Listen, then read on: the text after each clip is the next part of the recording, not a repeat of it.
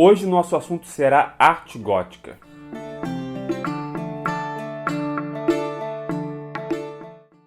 Olá, eu sou Leonardo Amorim e bem-vindo para mais um vídeo. Hoje, particularmente, vamos conhecer mais sobre a arquitetura gótica.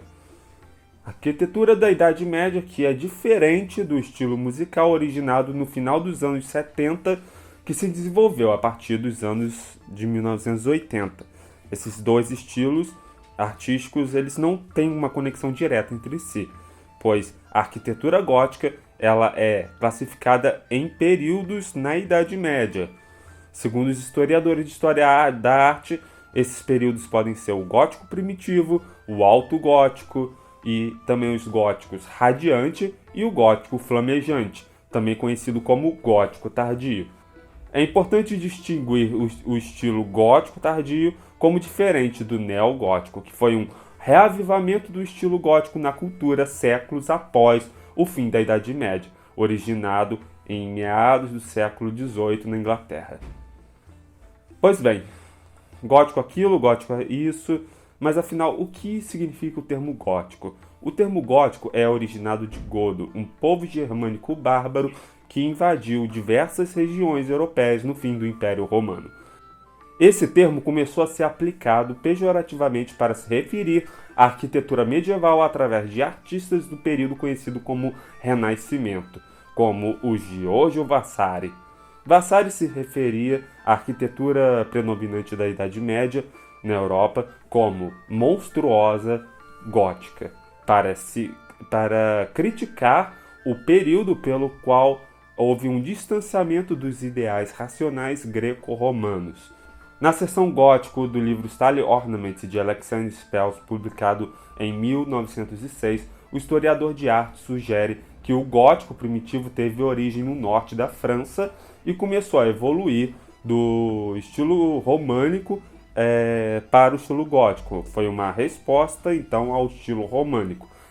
A arquitetura gótica tinha como principais características o verticalismo, diferente do horizontalismo da arte românica, o arco quebrado, ou ogival, a abóbada de arcos cruzados, os arcos botantes e o vitral. Esses elementos do estilo gótico se espalharam pela França rapidamente para as regiões vizinhas, como Alemanha, Itália, Espanha, Inglaterra e outros países, como Portugal.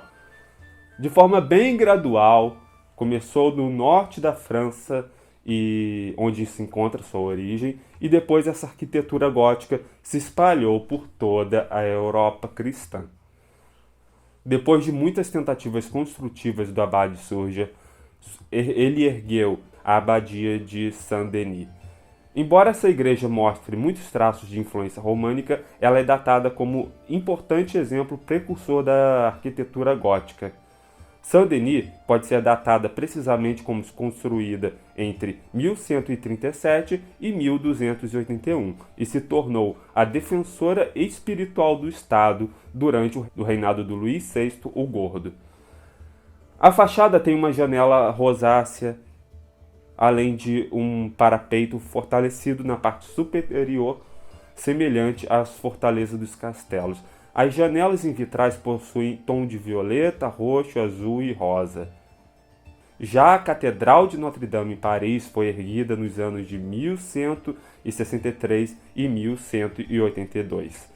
Essa grande obra-prima do Alto Gótico e no seu desenvolvimento no início do século XIII, Notre-Dame alcança sua forma completa, totalmente desenvolvida e amadurecida, a partir da qual começou a florescer o que viria a ser finalmente a sua influência. A Catedral de Notre-Dame fica no coração de Paris e as distâncias da cidade para todas as partes da França são calculadas a partir de um ponto na extremidade, bem em frente onde fica a catedral, onde uma placa circular em bronze marca o quilômetro zero. A localização da catedral às margens do rio Sena sempre foi memorável.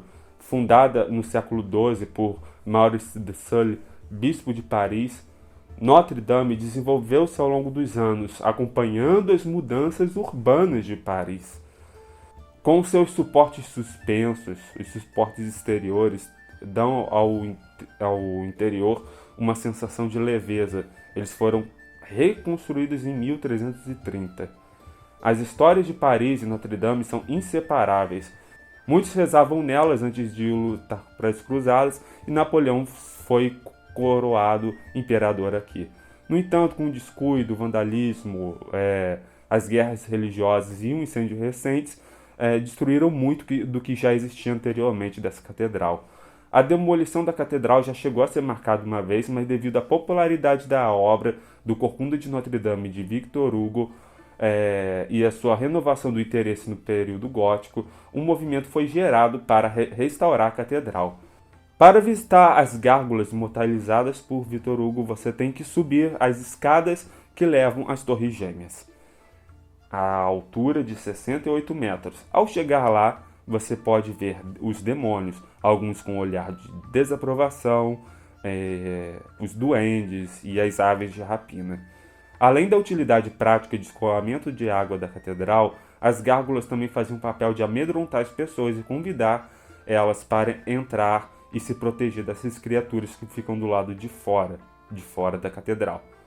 O Alto Gótico é um estilo particularmente requintado e imponente da arquitetura gótica que apareceu no norte da França há cerca de 1195 até 1250. Exemplos notáveis incluem a Catedral de Chartres, a Catedral de Reims, a Catedral de Reims, a Catedral de Beauvoir, a Catedral de Bourges. É caracterizado por grande altura, harmonia, sutileza, rendilhados e esculturas mais realistas, e por grandes vitrais, particularmente janelas rosadas, janelas maiores nos andares superiores que enchem o interior de luz. O conceito de metafísica da luz explorado por Parnowski, na realidade é contemporâneo. Foi elaborado no princípio do século XX e consiste na identificação entre a luz natural e a manifestação divina.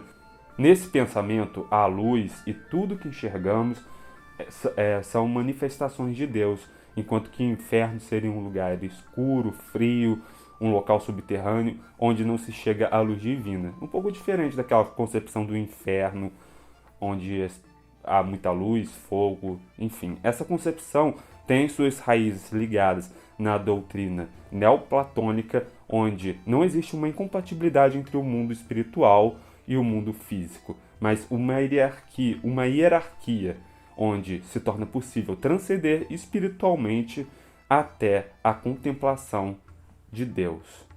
O Alto Gótico seguiu a arquitetura gótica primitiva e foi sucedido pelo estilo Rayonnant, ou estilo radiante, muitas vezes descrito como ponto alto do estilo gótico. Na segunda metade do século XIII, durante o reinado de Luís IX, as igrejas passaram a ter ainda mais leveza estrutural e luminosidade.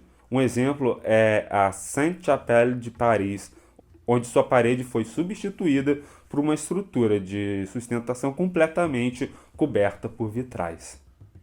Gótico flamejante ou gótico tardio, ele surge no século XV. A arquitetura alcança aí um estilo exuberante, denominado flamboyant, flamejante, em que os ornamentos eles se curvam e recurvam-se em forma de chamas e se caracteriza por uma decoração excessiva, pelo aparecimento de novos tipos de arcos, como cimácio, carpanel, escarção, e pela simplificação dos seus suportes e pela complexidade das suas nervuras nas abóbadas. Um exemplo é o Duomo de Milano, onde o estilo predominante na catedral, pelo menos na parte externa, é o gótico flamejante, relativamente pouco comum na Itália. A catedral é imensa, com 157 metros de comprimento e 109 metros de largura.